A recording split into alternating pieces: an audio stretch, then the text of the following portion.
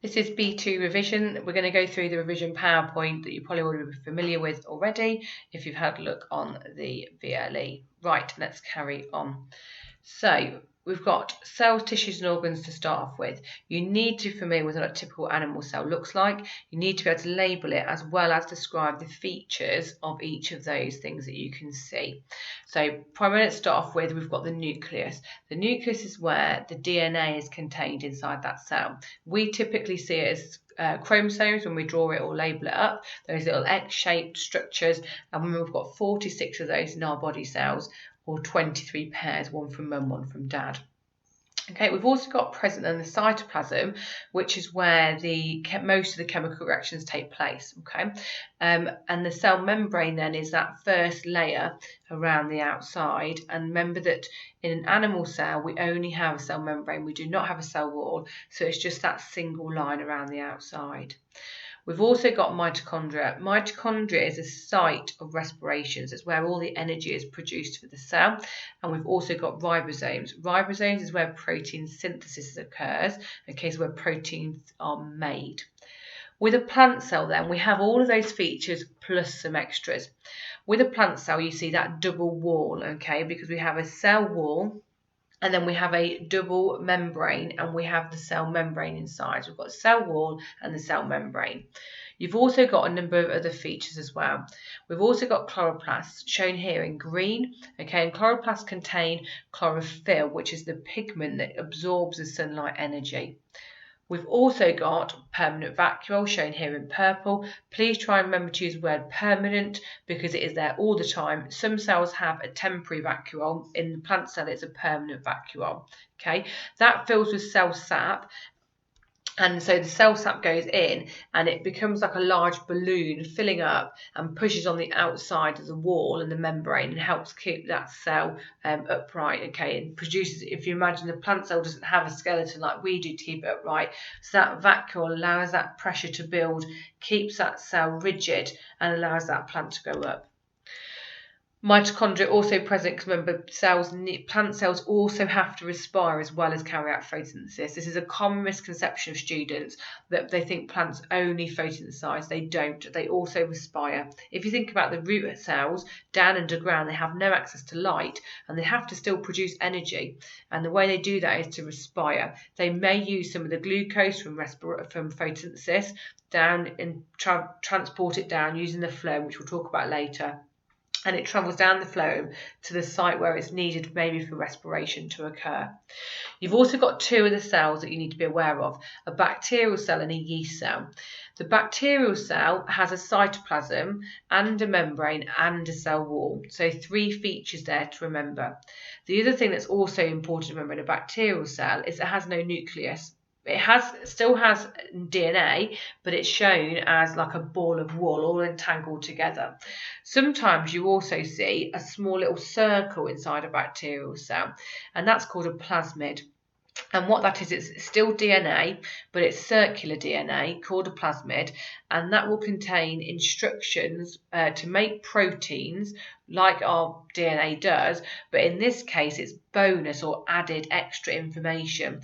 So this might be things like antibiotic resistance, for example, and they can be passed from one bacterial cell to another, which is why it's so concerning.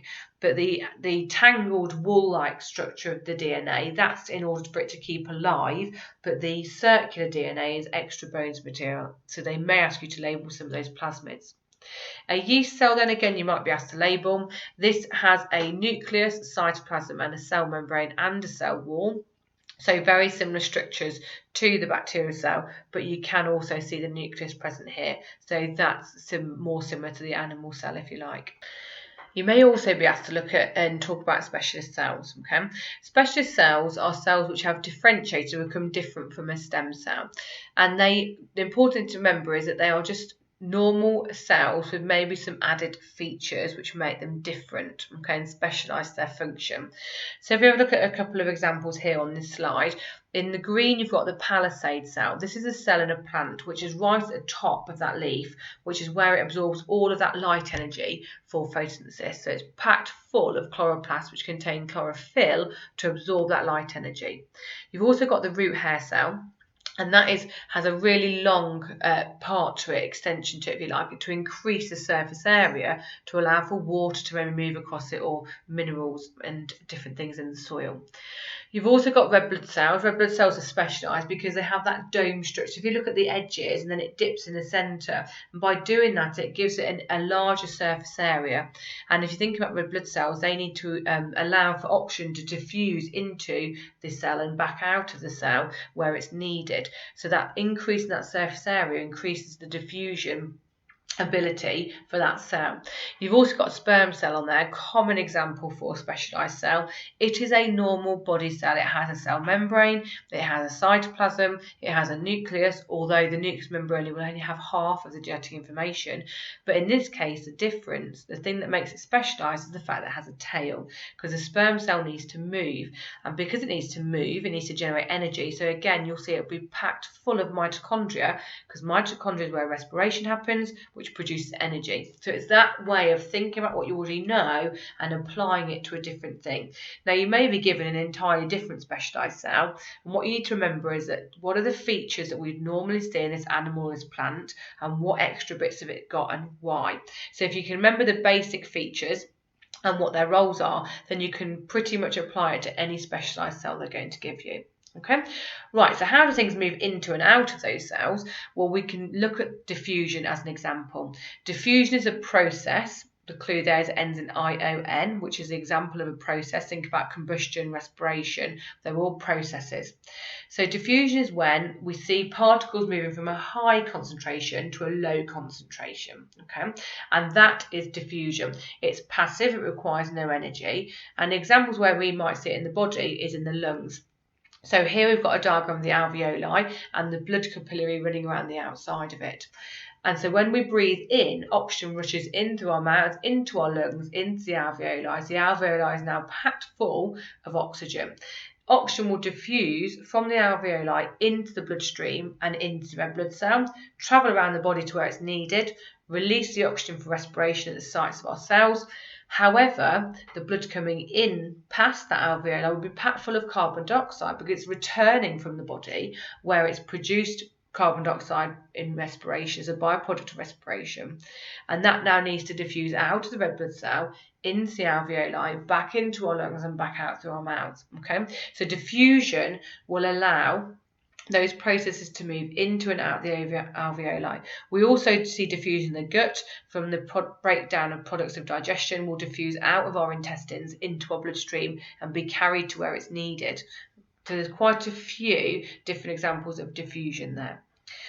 We also need to think about how cells, tissues and organs are put together then. So we've looked at cells, now build those up to how they work inside our bodies. So similar cells will clump together to form a tissue.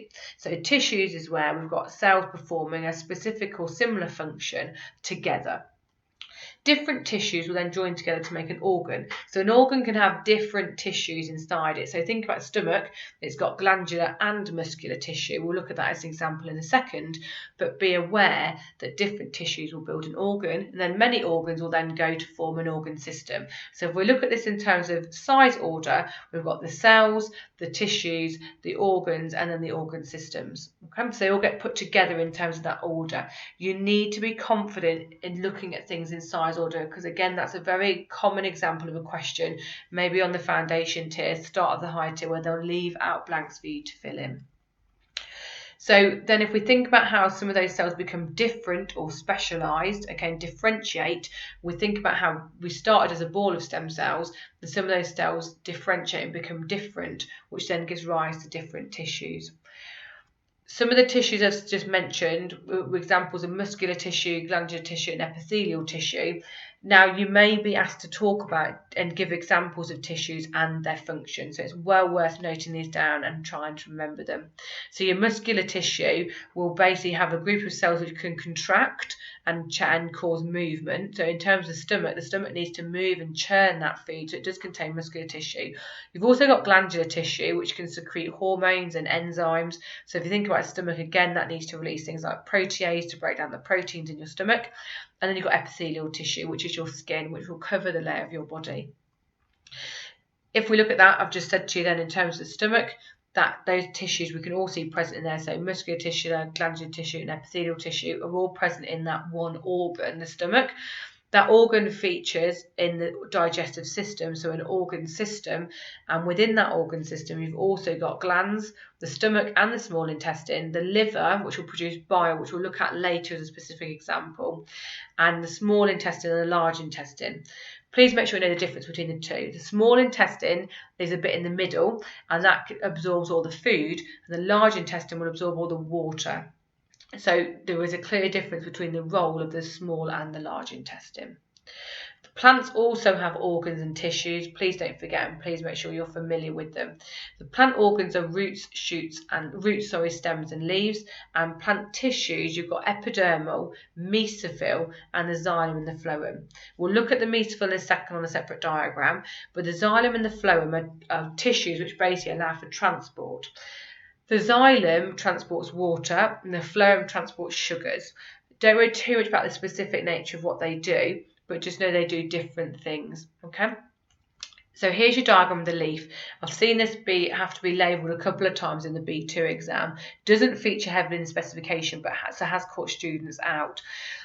If we look from the top of the leaf where you've got the yellow arrows coming in to represent the sunlight energy, you've got your waxy cuticle, which helps waterproof the leaf.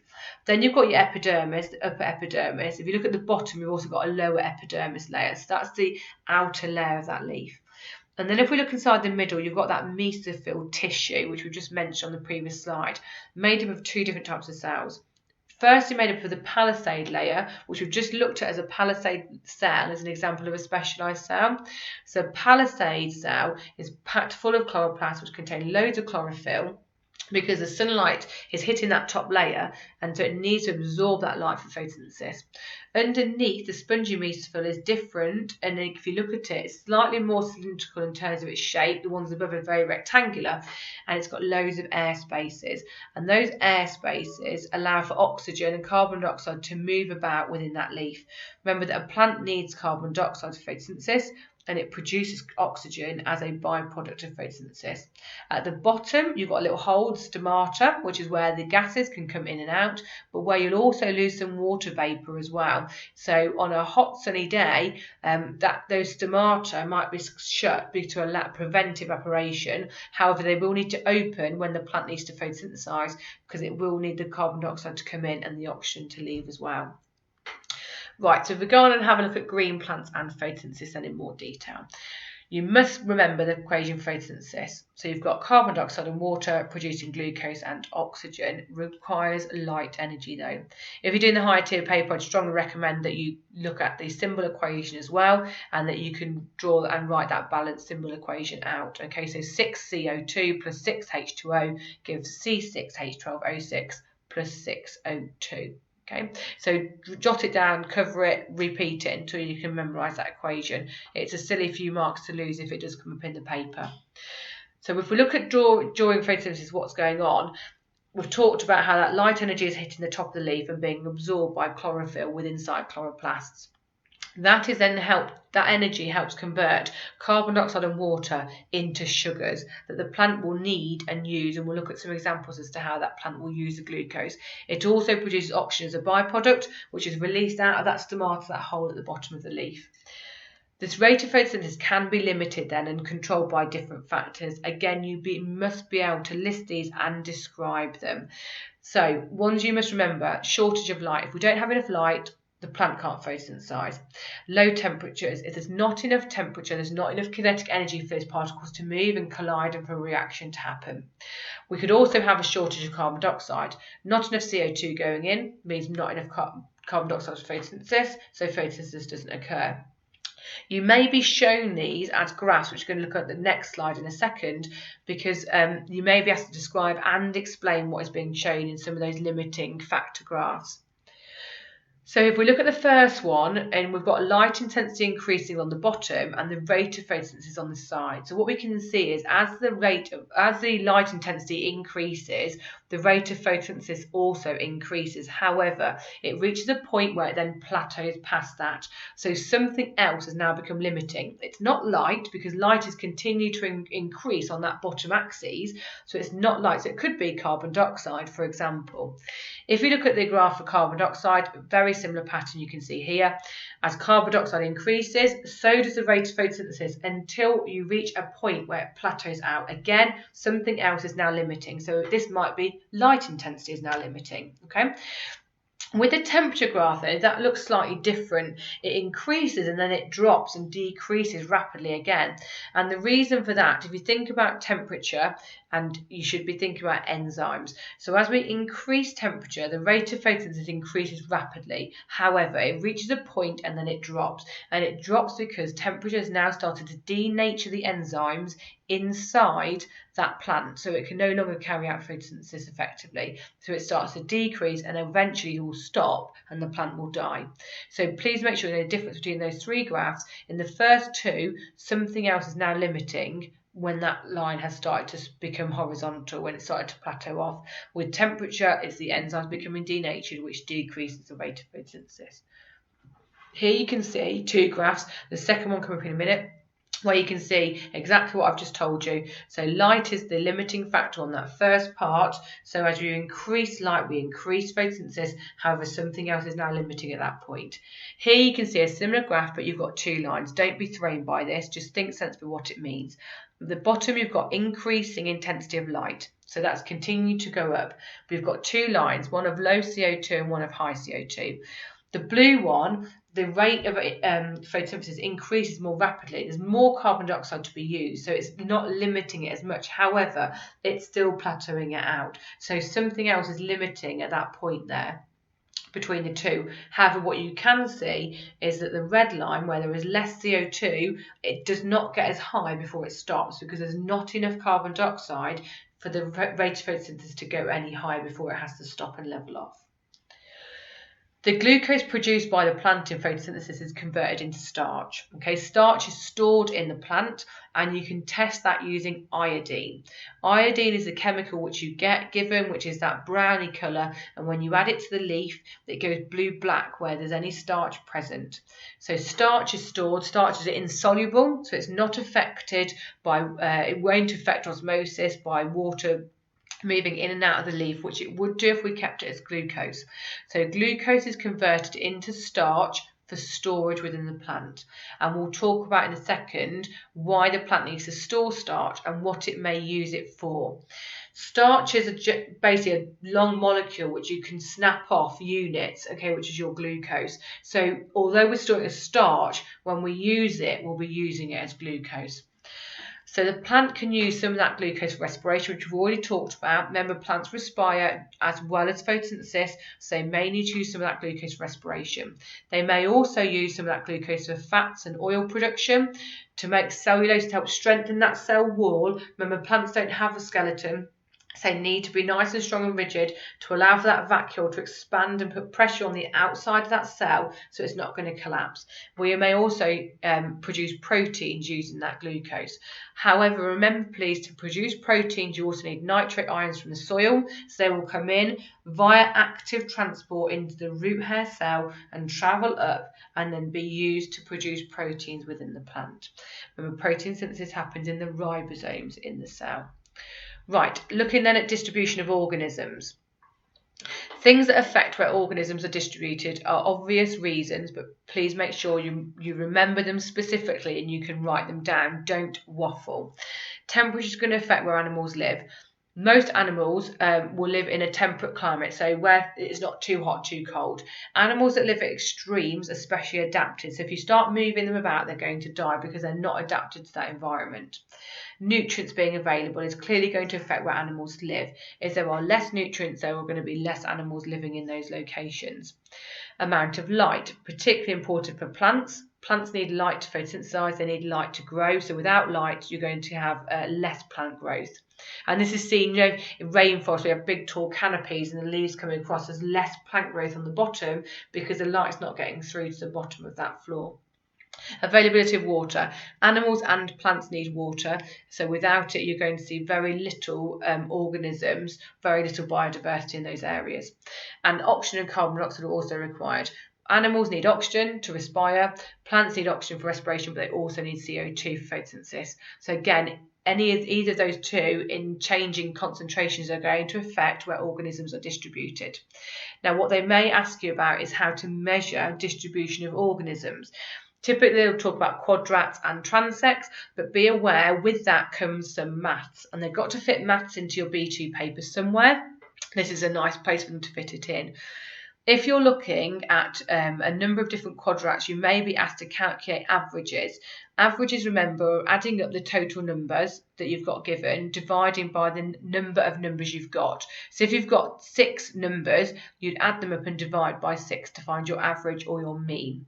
Your mode is your most common number. Your median is your middle number. So seen here in the sequence, it's 12, and your range is from your smallest to your largest number. Commonly questioned on the ISA papers, but again may well come up in the exam. So please make sure you know the difference between those terms and that you can calculate it. So importantly, remember your calculator for your B2 exam. Don't think biology, you don't need it. You will need it. They have to put some maths in there somewhere. So quadrats. If you're given a question about quadrats, you may be given a method-based question where you need to describe how to use it, in which case you throw it at random. To do that, you can close your eyes and throw it, okay, or you can just throw it on that field. Using a quadrat, you need to, if you're using it as a quadrat where you're throwing it randomly, it must be in an area where it's pretty uniform distribution. So for example, a playing field would be a prime example of where you'd use a quadrat. You'd throw it out and you'd measure the amount of plant growth of whatever plant species you're trying to monitor in that quadrat. So if we were looking at dandelions, you'd count the number of squares of the dandelion present and work out your coverage. What you may want to do is work out percentage cover. So how many squares are there? Divide by 100 to find the percentage for each square, and then multiply by the number of squares that you saw the dandelions in for your percentage cover. Okay. Transects then are the other way of measuring distribution, but importantly these are used where your landscape is changing. So a pond, so from the grass into the aquatic environment back out to grass again, or a rocky shore up to a sand dune. So over the rocks you might see loads of seaweed, then on the beach very little growth, and then up to the sand dune where you've got your grasses. That would be perfect location for doing transect. With that, you'd probably lay out a string line maybe 20-30 metres long, and you'd place your quadrat at specific points on that. So maybe every metre, for example, you'd put your quadrat down, you'd measure, as we've already discussed, by working out percentage cover, then you'd move it again another metre. These are common questions for 6 markers to describe the method of how you would use a transect or a quadrat to measure distribution. Please remember the skills you have gained in your ISAs, your equipment list, your well-structured method. Number your points, that's absolutely fine. Talk about your variables. What are you changing? What are you controlling? What are you measuring? Talk about how you're going to repeat it, ignore anomalous data, calculate averages. Okay, all those common features that we've seen in your ISA papers, you've then got to relate this now to your exam paper. Don't leave that knowledge at the door when you go in that exam room. Take it in with you. It's very, very important. Right, on to enzymes. So before we start talking about enzymes are proteins. So let's look at protein structure first. Proteins are basically a long chain of amino acids. Amino acids, if you think about these as like little Lego building blocks, putting them all together, and that makes a big long chain which becomes a protein. A protein is then folded into a really specific shape, and that specific shape gives it its features. So for example, with an enzyme, that enzyme has a specific shape so something can fit into it, okay, and that will then allow it to be broken down or make up 2 small things into one big thing. So the proteins are long chains of amino acids folded to be of a specific shape and therefore specific function. Proteins can act as structural components of tissues and muscles, hormones, antibodies, and also catalysts or enzymes. Catalysts then increase the rate of chemical reactions. The term catalyst you'll be more familiar with from chemistry. A biological catalyst is called an enzyme. And enzymes are proteins, so what we've just looked at on the previous slide. And here you can see an enzyme with a specific shape, and its substrate has a specific shape which fits inside. So any increase in temperature is going to change that structure. It's going to make it unfold, and we're now going to lose that specific shape, so the substrate's not going to fit in, and we're going to describe it as being denatured. So here you can see a graph which is very familiar to the graph I've just shown you for photosynthesis, with that peak and then dropping away rapidly. So here at the bottom you can see temperature is increasing, and as temperature increases, you get more movement, you get more collisions, more things being broken down by that enzyme. However, you reach a point at which that enzyme is going to be denatured, its structure is going to change. They can no longer carry out that reaction, so the rate of reactions is going to decrease and eventually stop altogether. And that enzyme has become denatured. It's not dead, it was not living, it's denatured. Please make sure you use your terminology correctly. Enzymes also work differently at different pHs, okay? So inside our digestive system, we have many different pH changes. Amylase works best in our mouth, about pH 7. However, protease, enzyme which breaks down proteins, works really well in the acidic environment in our stomach. If you move them apart, they're not going to work very well if we move them to different areas. So if you have a look here on the graph, you can see that pepsin, which is a type of protease, an enzyme which breaks down protein, the peak, the place where it works the best, is about pH 1, pH 2, which is what's in our stomach, whereas salivary amylase works best at pH 7. That's where the peak is on that red line on the graph. So be aware that different enzymes work well at different pHs. Don't just say an enzyme's become denatured. Look at the graph and look at what it's telling you, and use your knowledge to help explain what the graph is showing. So some enzymes work outside the body. So the cells which are specialised will secrete, so glandular tissue will secrete that enzyme into maybe the gut, the mouth, the stomach, for example, and the enzymes will help break down the foods. Amylase is produced by our salivary glands and the pancreas and the small intestines. That's where it's made. However, its action is in the mouth and the small intestine, and it breaks down starch into glucose or sugars. So if you put a piece of bread on your mouth and left it and didn't chew it, it would start to taste very sweet, because the amylase would start breaking down the starch inside the mouth. You also need to be aware of protease enzymes. Protease enzymes are enzymes which break down proteins, and they are made in the stomach, the pancreas and the small intestine. And they break down proteins into those building blocks, those amino acids. And it's important because when you eat your protein, to break them down into amino acids, so you can then absorb them by diffusion into your bloodstream, and they then travel to different sites around your body, and then we build those amino acids back up in the ribosomes to make proteins again, to allow for whatever we need them for inside the body. The protease acts in the small intestine and in the stomach, particularly in the stomach where the acid levels are really, really high. The stomach also produces hydrochloric acid, and that you have seen several times where you have to label and name the acid produced in the stomach. So please make sure you're happy with the term hydrochloric acid, and you can write that down because you may be asked to name the acid. Okay, so also in the digestive system is the liver, and the liver is really important in digestion in that it produces something called bile, and bile is stored in the gallbladder, which on the diagram is that small little yellowy goldy coloured structure. And what happens is the bile is stored in the gallbladder and then released into the small intestine, and the aim of that is to neutralise the acid which has just been released from the stomach.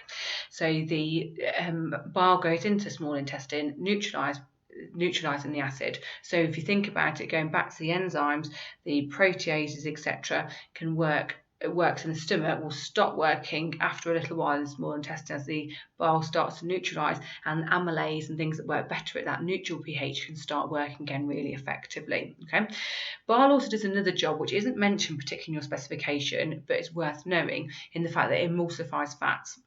And what that means is it helps to break those fats down in the liquid that comes out of the stomach. So that's another role of the bile. Not only does it neutralise, it also emulsifies or helps break down the fats. Okay, right. We also know that some enzymes can be made by microorganisms, and some of those enzymes can be used in the home and in industry to help speed up different chemical reactions.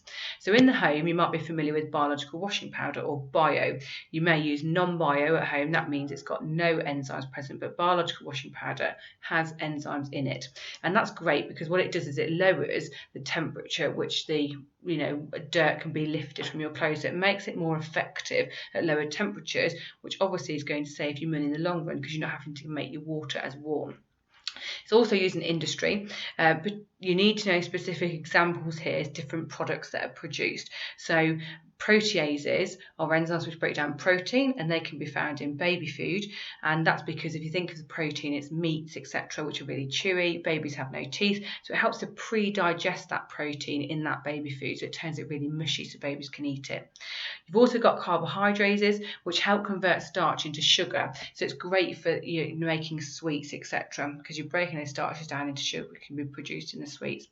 Isomerase is a new name for an enzyme you've probably not come across before, and that can be used in slimming products. What it does is it breaks down glucose into fructose, and fructose is a lot sweeter than glucose. You need to use less of it, so it's far better because there's less sugar, if you like, in the food, so it's good for a slimming product. Okay. Now that's all the benefits. There are some negatives to enzymes in industry, and the fact that a lot of them can be denatured by high temperatures. So once you start using a very high temperature, enzymes can be denatured and really not very useful at all. It also does require energy, and it's quite expensive often to produce these enzymes. So again, that can be a negative to using enzymes in industry. Right, on to energy then in respiration. So respiration we know takes place in cells. We've already referenced the fact that it takes place in mitochondria, which is inside the cell, and that's where we release all that energy in that chemical reaction using oxygen and glucose. So respiration can be aerobic and it can be anaerobic. You need to know the difference between these two types of respiration. Aerobic respiration is where it takes in oxygen, uses oxygen, the process produces loads of energy and some carbon dioxide as a byproduct and water. And anaerobic respiration is where you have no oxygen at all. So it takes place in lack of oxygen. And for us, that would be in instances of exercise or burst events. Okay, releases different amounts of energy. With anaerobic respiration, releases far less energy. Now, these chemical reactions happening inside our cells, like respiration, are all controlled by enzymes. Again, thinking back to that idea that if our body temperature becomes too high, we're going to end up denaturing those enzymes and they're going to stop working. So the processes are going to stop working, like respiration, and ultimately, unfortunately, we are going to die. During aerobic respiration then, what we've said requires that oxygen, so it uses glucose, it uses oxygen, releases loads of energy so you can move and keep yourself warm, etc. It also releases carbon dioxide, remember, gets taken back into the bloodstream, diffuses out of the cell where it's made in a byproduct of respiration, goes into the blood, travels back to the alveoli in our lungs, and then diffuses out of the blood into the alveoli and then travels up and out of our mouth. Okay, so linking all of these things together as we go through this B2 specification. It also produces water. And there is the equation again at the bottom. Please make sure you know the equation for respiration. It can take place, like we've said, in plants and animals. Please don't forget that animals will also respire as well as plants respiring as well. Okay, so animals and plants both respire. We've already talked about the fact that mitosis happens in an organelle called mitochondria inside our cells. Okay, and there again you can see the equation to summarise aerobic respiration. So why do we do this? What do we need all that energy for? Well, if you think back to B1, you talked about how energy was lost in a food chain. So reverse that idea to how it's used in the body. Well, we can build larger molecules from small ones. And for that, we need energy. We also can use it for movement. So making our muscles contract, okay, movement, that is important. But it helps us contain or maintain a steady body temperature, which again is vital. Too high, we're going to start denaturing enzymes, but too low is not enough energy to get those reactions going. So it's really important we maintain that body temperature. And we can also use it to help build up molecules like amino acids into proteins. Okay, and again, we need proteins in order to grow. So if we think about exercising then, during that idea of respiration, aerobic respiration, getting loads of oxygen, getting loads of energy, okay, during exercise. So in order to enable respiration to take place, we need oxygen and we need glucose in our cells. So we're going to increase our heart rate. Increasing our heart rate pumps the blood faster to all of our organs, delivering that oxygen and that glucose. And also we're going to increase the rate and the depth of breathing. So not only do we want to take faster breaths, but we want to take bigger breaths, which means we get more oxygen in. But importantly, both of these also are vital in removing the carbon dioxide produced by respiration. Okay, if we didn't remove carbon dioxide, we've got problems. So by increasing the rate and the depth of breathing, we can get rid of that carbon dioxide a lot faster. So again, here you can see that basically what we're saying is what I've said on the previous slide. The changes increase the blood flow to the muscles and therefore increase the supply of sugar and oxygen to those cells for respiration. But importantly, it also helps with the removal of carbon dioxide. That's an important point and often one that students do tend to forget when answering these questions, and it can carry a mark. And if you look at the graph below, you can see that in terms of the blood flow during exercise, 87% of that blood is going to the muscles where it's required for those muscles to start moving. We need that blood to go there because it's carrying that oxygen and that glucose. Right, so when we're not exercising and we're still eating, and we're producing glucose, okay, and we're storing it, we store it as glycogen. We've already looked at plants store glucose as starch, and that's insoluble, and we store glucose as glycogen. Really important you remember the difference. Many students write down that we store it as starch. We don't, we store it as glycogen, okay? And very easily, just like with starch, we can convert that back into glucose molecules for respiration when we need it. However, if we don't have enough oxygen in the bloodstream, so during a burst event, typically like sprinting or weightlifting, for example, then we're going to get anaerobic respiration, and that's respiration without oxygen. Now that produces a lot less energy, but it also produces lactic acid. Okay, and lactic acid is what gives you that muscle fatigue. It starts your muscles really aching. So we've got here in your equation, glucose goes to lactic acid and some energy, not loads, but some energy is produced. By doing that exercise, by building up lactic acid, what we've now got is what's called an oxygen debt. Oxygen debt is where we've got, when we start respiring aerobically again, that oxygen that we start breathing in and start getting in our bloodstream and getting round to our muscles, that's going to be taken to our cells, and that oxygen is going to be used to break down lactic acid first before it can be used in aerobic respiration. So that's called the oxygen debt. We use the initial part of oxygen to pay off and pay back and break down lactic acid before we can start using it for aerobic respiration. Okay, that's important if you're doing higher tier. You must be aware of the oxygen debt. We've already talked about how lactic acid causes muscle fatigue. Okay, so but do be aware of that word, and you need to be able to try and use that word fatigue in terms of these questions. And now we're going to go on to an inheritance in animals and plants. So the final stretch now of B2 is inheritance and on to evolution, speciation and extinction. So if we talk about our cell structure, we know inside our cells we've got that nucleus, and we know inside that nucleus it contains all of our genetic material. Okay, and that's DNA.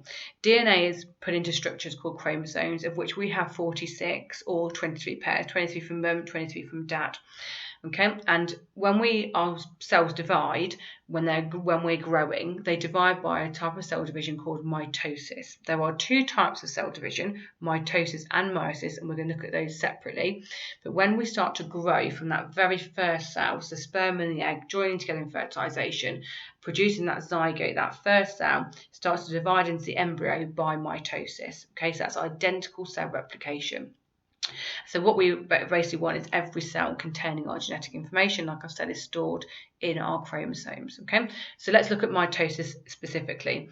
When a cell divides by mitosis, the first thing that needs to happen is we need to copy all of that information. If you think I want two things which are genetically identical, I need to copy everything in that first cell. So I've got an identical copy of everything, and then I can split it in two, and I end up ultimately with two cells which are exactly the same as the first cell that I started with.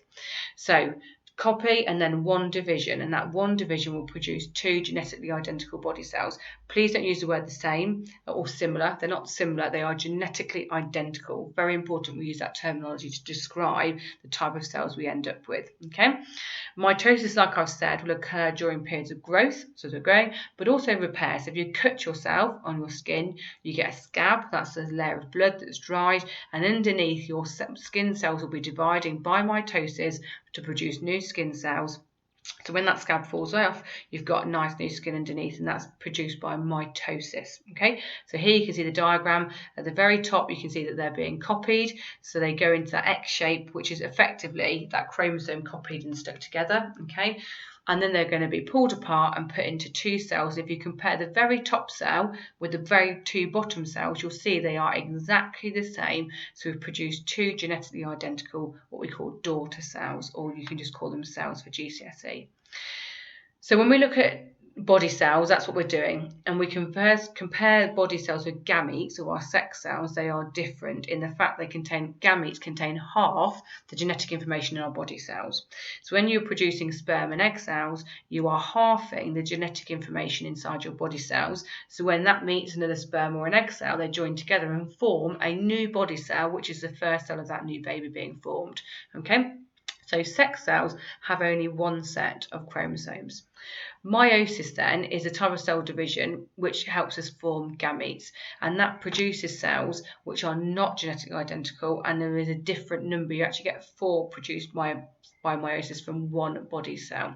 So again, the first thing we're going to do is we're going to copy that genetic information. So if you think we've got one cell and we need to end up with 4 cells with half, the first thing we're going to do is double it. Okay, and by doubling it, we now end up with double the amount of genetic information. So when we half it, we can produce 4 with half the original amount in each. Okay, so if you think we started off with 2 chromosomes and we double it to 4, and then we split it and we end up with 4 cells with 1 in each. We've halved from 2 at the beginning to 1 now in each cell at the end. So we're halving that information. Okay, so what we see in meiosis, we see 2 separate divisions.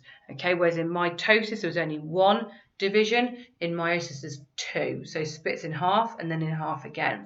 And here you can see on the diagram. So look at the parent cell and compare it with the 4 cells at the bottom. There's half the genetic information in those 4 cells, and none of them are identical. They are all genetically different, and that is vital for variation. No 2 sex cells are the same, so it means when offspring are produced by sexual reproduction, they are all different, so it introduces variation into the species. So we've talked about fertilisation very briefly when we looked at meiosis. So fertilisation process, ION, remember, we've got a sperm and an egg cell joining together. Now on the diagram you can see the term haploid and diploid. Haploid just means half the genetic information of the original body cell. So there's diploid zygote contains double the amount of information, and the haploid is half. Okay.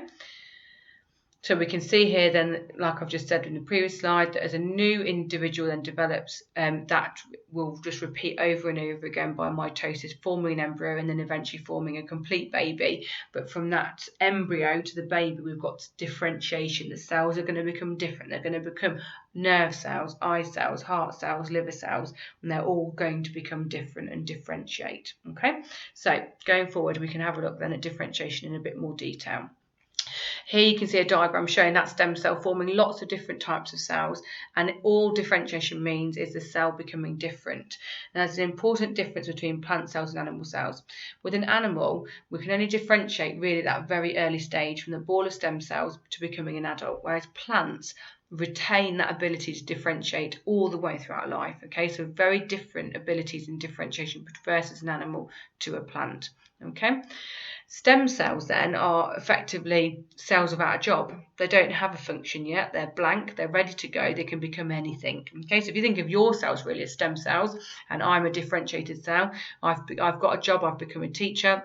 It'd be very hard for me to become now something different, whereas you guys are all stem cells. You have everything you need, but you're yet to become different or differentiate into different roles. Okay, so cells from human embryos and our bone marrow are stem cells, and they can differentiate into many different types of things. Our bone marrow is not great at doing it because it's quite old.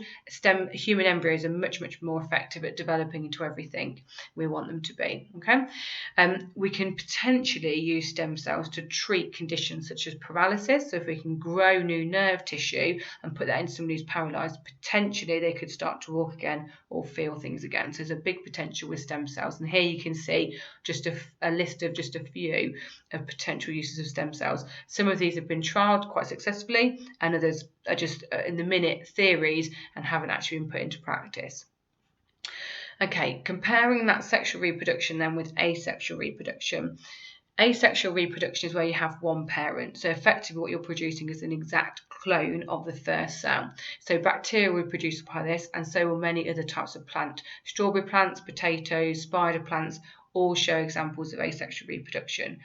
Please also remember though that plants can reproduce sexually, so pollen is passed from plant to plant, okay, and that's a cell which contains half the genetic information of the parent plant that will land on another plant and fertilise the egg cell within the flower.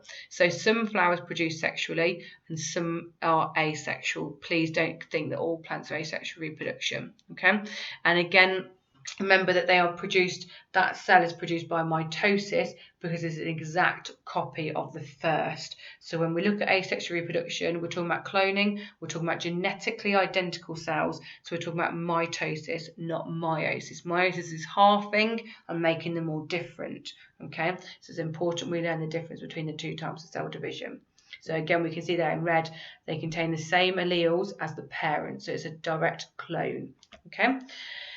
Right, going on to fors and against then. So we know that sexual reproduction can give rise to variation. Variation just means we're all different. So even with the same two parents, the offspring are all going to be different unless they're identical twins, they're all going to be different. That makes us varied, which then leads to evolution. The stronger ones will survive and carry on and reproduce and pass their genes on to their offspring, but the weaker ones will die. Okay, and that is how we've evolved over millions and millions of years. So here you can see a diagram, again, going back to what we've said before, the mother and the father produce sex cells or gametes by meiosis, half in their body genetic information into an egg and a sperm cell. They fuse together, forming back again to the total number of 46, if you like, in this case. And that first cell, that zygote, then goes on to divide by mitosis on to produce the embryo, okay? Here you can see what's called a karyotype, and it's a picture of chromosomes inside our cells. This one is basically, they've been taking the chromosomes and they've lined them all up neatly. They don't really look like this inside the nucleus. This has been put together specially. So we can identify and look at each chromosome. You can see clearly in this picture they come in pairs. Okay, so one from mum and one from dad, and there are 23 pairs.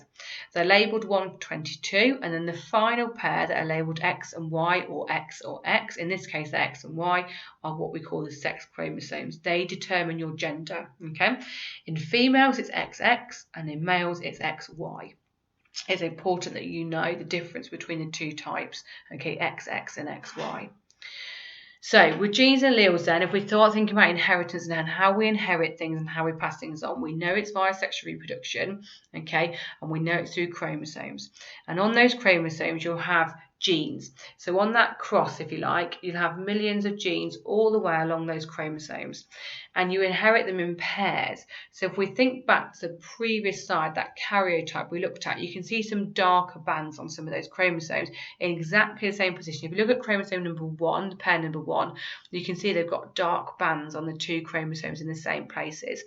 And what that will do, if we look at the one on the left, you can see the dark band, let's say that's from mum, and the one on the right is from dad. So that the dark bands in the same places will be the same genes, but you've inherited different alleles. So let's say one of those dark bands is the gene for hair colour, so you'll inherit that from mum and from dad, but you'll inherit versions of the gene, you'll inherit different alleles. So from mum you might get the allele for brown hair, and from dad you might get the allele for blonde hair, and depending on which is the dominant allele will depend on which one you show in your physical appearance. So genes control our characteristics, they control what we look like, and there are different versions of genes called alleles. And again, you need to know the difference between this sort of terminology, okay? So like we've said, we can have dominant genes and recessive genes. Dominant genes, if they're present, they'll always show. Even if you have two copies, so in this case, in the picture we've got here, a big A and little a, in that case, the dominant will show through. Whatever the capital A stands for, that you will see that in you. You will carry the recessive, and you could pass it on in one of your sperms or your egg cells, but you will not show it. You'll only show a recessive allele if you have two recessives. Okay, so the absence of a dominant, if it's not there, you will then see the recessive trait. So blonde hair is recessive, you'll only get that if you have two copies of that recessive allele. Whereas brown hair is dominant, so you could have brown hair, but you could still be carrying a blonde haired allele but not know it because it will be hidden or masked by that dominant allele.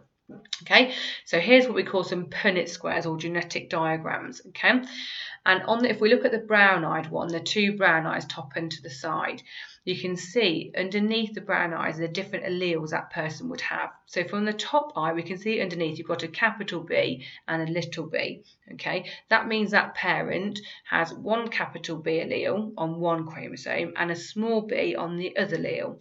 And the other eye, you can see exactly the same makeup. You can see a big B and little b. If you then pair those up underneath each box, so you drag them down from each box and you can see what they are going to become. So the two big Bs, if they were inherited, so that the sperm with the big B and the egg with the big B met and fertilised, you'd have a brown-eyed child. These parents have got a 1 in 4 chance of having a blue-eyed child if that child inherits the two little b's. Okay, if you look at the other side, we've got one parent with blue eyes and one parent with brown eyes, and that parent with the brown eyes again has one capital B and one little b, so it does carry the blue eye, but you won't see it. You'll see them as brown eyes. And here, those parents have now got a 50-50 chance, okay, of having a blue-eyed child compared to a brown-eyed child. So a 50% chance of having a brown-eyed child, okay? So you can see here, those genetic diagrams and Punnett squares, they carry a lot of marks. It's worth practicing to make sure you can draw it out and work out what they mean, okay? Right. We've talked about DNA, genes and chromosomes. It's really important to remember the size order here, okay? So we know that the DNA is the smallest one. DNA then becomes, so a section of DNA is a gene, and then genes build up into chromosomes. So think about when we talked about cells, tissues, organs, organ systems in size order. They also like this one and putting this in order. So you've got your DNA first, then your gene, and then your chromosome. Okay, make sure you can get those right in your order, because I have seen that come up before as a fill in the blanks type question. So chromosomes are made up of long lengths of DNA squashed into that structure, okay, which is the chromosome, that nice X shape, and a gene is a section of that DNA which codes for a characteristic which you will show, like hair colour, eye colour, etc.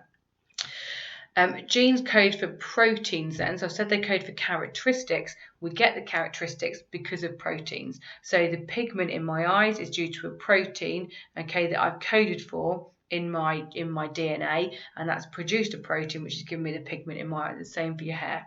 Okay, so each gene codes for a particular combination of amino acids which make a specific protein. So you can see how this is linking together, this idea that amino acids build a protein, and if you go back, our DNA is basically a long list of letters, like a giant recipe, okay, only 4 letters but in different orders make different things.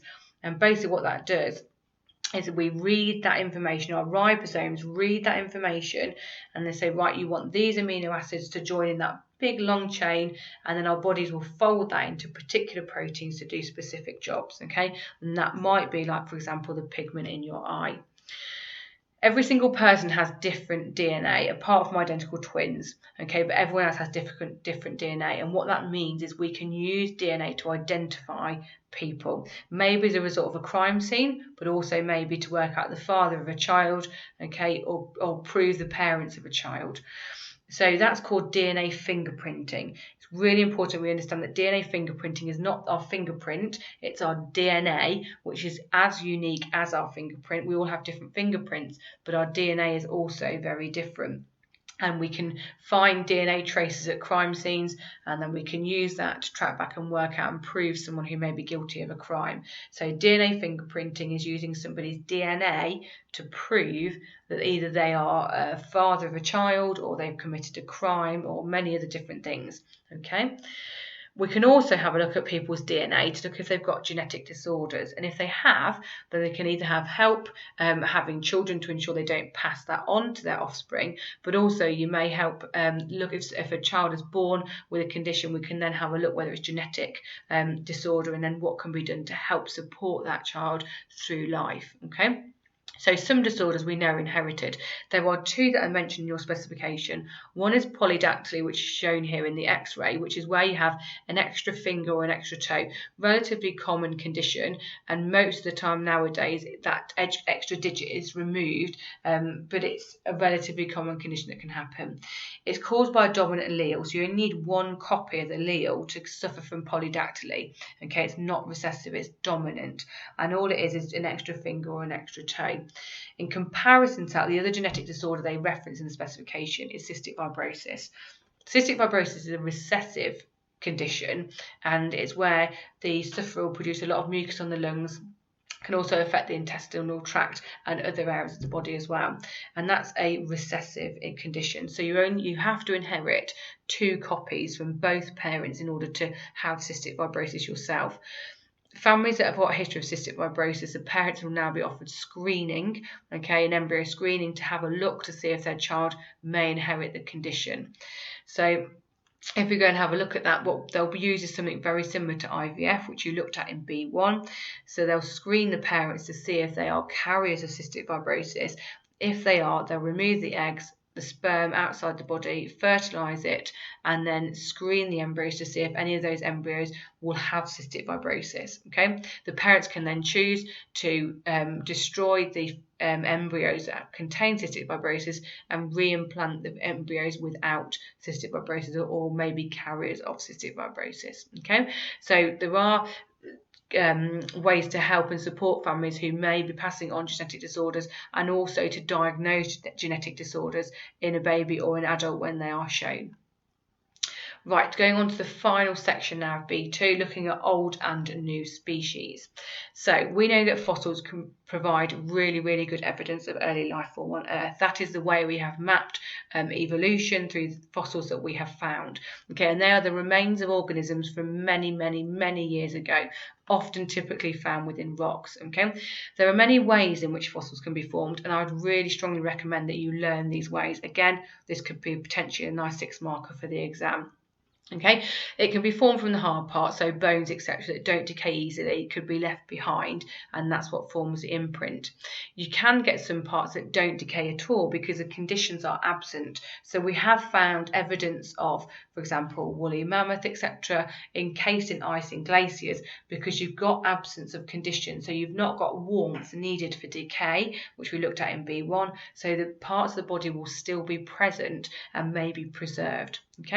You may also get replacement of materials as they start to decay. So if it decays at different speeds, the body tissue will decay very rapidly, but the bones take time. So over time, the body will decay away. The rock will form around that organism once it's died, and then over time the bones will decay away, and some sediment, etc., carrying bits of stone, bits of mud, will come in those gaps and start to fill them up, and over time that will impact and become hard. So when you remove the rocks, you can find bits of sediment that have taken place of those bones. So when parts decay away, they can be replaced by other things. We also might find preserved traces like footprints or burrows, etc., that have been preserved because maybe we haven't developed that piece of land, etc. And that can be quite exciting finds when you find things like that. Again, it helps to piece the jigsaw to give us some evidence for what's happened in the past. We do know, however, that some animals don't leave many traces of fossils, like things that are soft-bodied, because obviously they haven't got the hard bits to decay slowly. So we don't have much evidence of early life form because most of them were soft-bodied. We also know that from fossils we can learn how things develop and evolve. Now this is quite a common question, the fact that they may show you a diagram like the one here with the foot changing throughout the years gone by, and you can see the evolution of different parts of the animal. Again, what you're looking for is similarities and differences in comparing over the millions of years as you go along. Then you're looking for evidence to prove that there was some sort of link here, evolutionary link, and you can see how they've changed over time. Obviously, we know as things go on and things evolve, things also become extinct and make way for new species.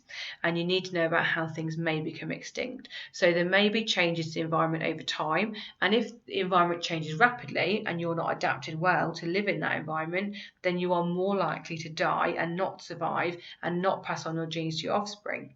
There may be new predators. If predators become introduced in a new area, again, those animals may not be as well adapted. They might not be used to that predator, so that predator can easily catch them and kill them. And over time, the predator then increases in number because it's doing really well. It's hunting, it's got food, and the prey start to dwindle in number. You might get a new disease. Again, it might be a disease that particularly targets that species of animal, then it can't fight it, it doesn't have the immunity, and it can't get that immunity, it can't acquire that immunity quick enough, so unfortunately it becomes extinct. You might get new and more successful competitors, so things become introduced, they're not a predator, okay, they're not trying to hunt you down, but they want the same food as you, and they are more successful. Maybe they're a better hunter, they've got better camouflage, they've got long necks, for example, to eat the branches of the tree, and things with shorter necks will start to become extinct because they can't reach those higher branches. So again, we can see that happening over time. Single catastrophic events like volcanoes, asteroids, etc. can have large impacts and mass extinction, and through the cyclic nature of speciation as well. So all of these are clear examples, and you must be able to recall these in terms of the exam. Okay, and finally then we've got to look at formation of new species. So there's a number of different ways this can happen, and they're words that we need to be able to use in the exam if given a long question to talk about. So things can become different due to isolation. So this is where things maybe become geographically isolated, so exposed to different conditions on different islands. Different alleles are more successful than others given the different areas they live in, and this is how Charles Darwin explained the difference in finches on the Galapagos Islands, so how he found their different beaks to be, for example, and he called them different species. Genetic variation then, by the fact that we are varied, we have quite a wide range of alleles accessible within each population, and that can often give rise and form a new species entirely. We've got natural selection as well, where animals who have more successful characteristics because they've inherited the gene which gives them that trait, they are more likely to survive and pass that gene on to their offspring, which then means that they are becoming more and more common within the population, and eventually that can give rise to a new species. Okay, and finally the term speciation then often is used as well to describe how the new species are formed, and basically what all that's saying is that when we have a new species, it's proven by the fact they can no longer breed successfully to produce fertile offspring, and so that's speciation. Okay, so when populations become so different that successful interbreeding is no longer possible, so if they do produce offspring, it's rarely fertile. Okay, so that is the end of B2 revision, and we've covered everything on the specification.